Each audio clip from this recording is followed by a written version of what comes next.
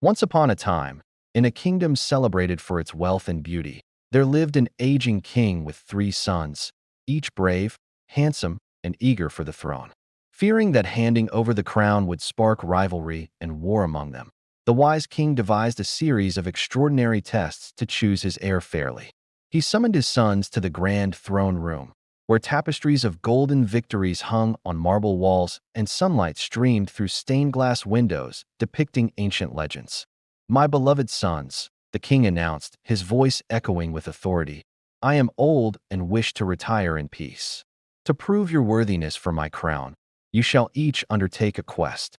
Travel the world for 1 full year and return with the smallest and most beautiful little dog you can find. The prince who brings the finest shall inherit my kingdom." The princes bowed in agreement, excited by the challenge. They embraced, promising to meet again in exactly 1 year at the palace gates, then rode off on separate paths, north, south, and east, into the wide world. The 2 elder princes searched courts and markets, finding exquisite dogs adorned with jewels. But the youngest prince, the most gentle and adventurous of the 3, rode deeper into unknown lands, driven by curiosity as much as duty. One fateful evening, as twilight painted the sky in purples and golds, a ferocious storm erupted. Thunder roared like angry giants, lightning split ancient oaks, and rain fell in sheets that blinded even the bravest traveler. Lost in a vast, shadowy forest, the youngest prince despaired of finding shelter, until, through the downpour, he glimpsed a magnificent castle aglow with 1,000 welcoming lights.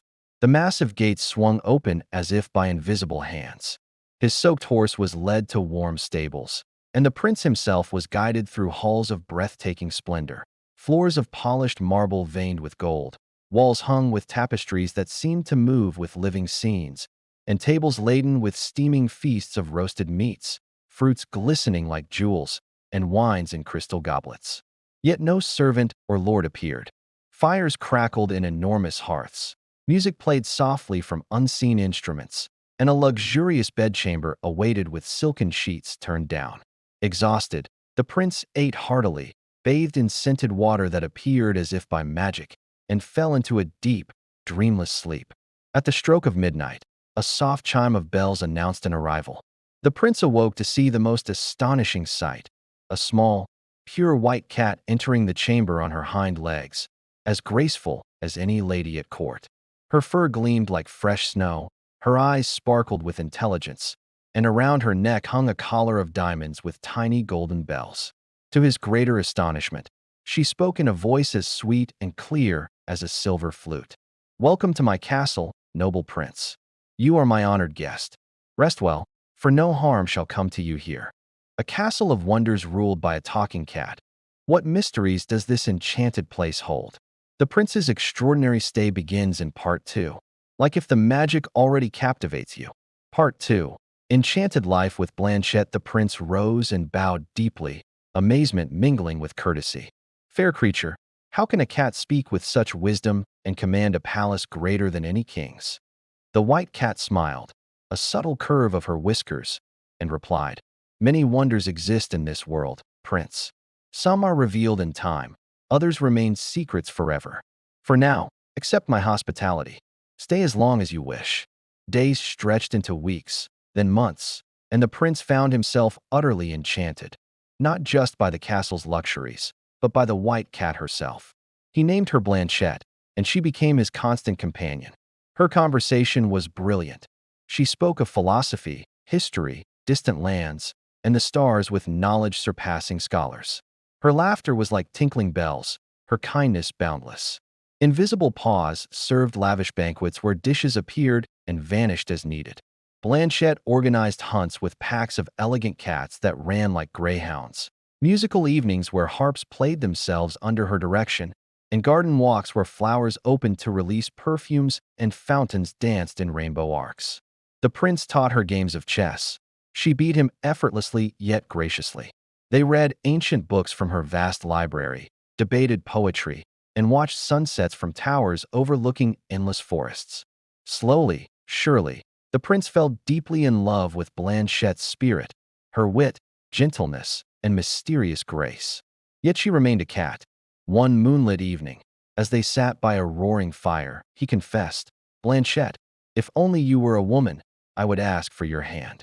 I love you more than any princess I have ever known." Her emerald eyes filled with sorrow. "Love me as I am, dear prince. Your quest calls you home soon. Take this acorn, guard it well, and open it only before your father." With a heavy heart, the prince bid farewell, promising to return forever. Back at court, the acorn holds a miracle, but the king sets new tasks. The second quest and deeper enchantment in Part 3. Subscribe for more magic. Part 3. The second and third tasks. The prince returned to find his brothers with beautiful little dogs. But when he cracked the acorn before the king, out tumbled a dog so tiny it could dance on a dinner plate, with fur sparkling like diamonds. The most exquisite creature imaginable. The king declared him winner of the first task. Yet reluctant to relinquish power, the king announced a second. "Now bring me the finest muslin cloth that can be drawn through the eye of a needle." The elder princes searched tirelessly, but the youngest hurried back to Blanchette's castle. Another year of bliss passed. Deeper conversations, shared dreams, growing love. When time came, Blanchette gave him a simple walnut. "Crack this only before your father." His brothers presented fine fabrics, but the walnut revealed muslin so delicate and sheer it threaded the smallest needle like smoke. Victory again.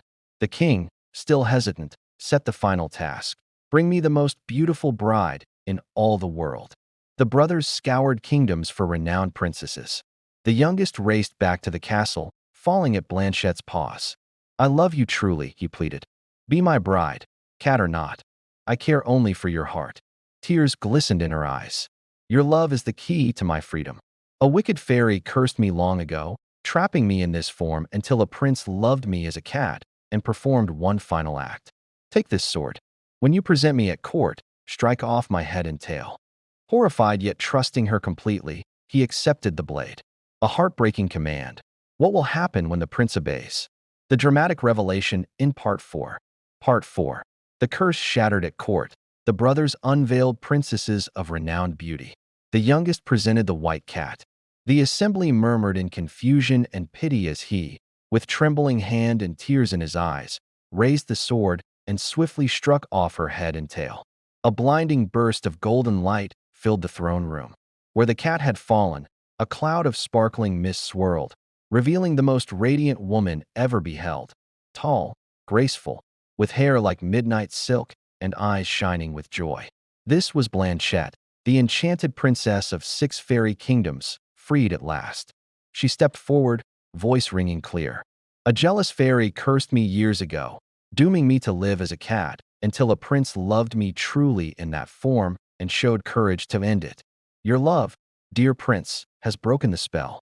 The king, awestruck by her beauty, wisdom, and the miracle, embraced her as a daughter and named the youngest his heir without hesitation. The brothers, humbled, rejoiced in their youngest sibling's happiness. The curse broken, love triumphant. What joy awaits the transformed princess and her prince? The grand conclusion in Part 5. Comment if true love moved you. Part 5. Happily ever after in the Enchanted Kingdom. A wedding of unparalleled splendor united the prince and Blanchette. Kings and queens from distant lands attended. Fairies showered blessings of eternal happiness, and the castle, now revealed as her own enchanted domain, became their shared home. Blanchette ruled beside her prince with the same wit and kindness she had shown as a cat, bringing prosperity and wonder to the kingdom. Gardens bloomed eternally, music filled the air, and all who visited left with hearts lighter. The couple's love grew deeper with each year, proving that true beauty lies in the spirit, and devotion can shatter even the darkest enchantments. And so, in a kingdom where magic and love reigned supreme, the prince and the once white cat lived happily ever after. Their story whispered through generations as a testament to patience, courage, and the transformative power of unconditional love. Thank you for watching the full extended tale. If this magical French fairy tale of devotion and revelation enchanted you, please like the video, subscribe for more classic stories, and turn on notifications. See you in the next adventure.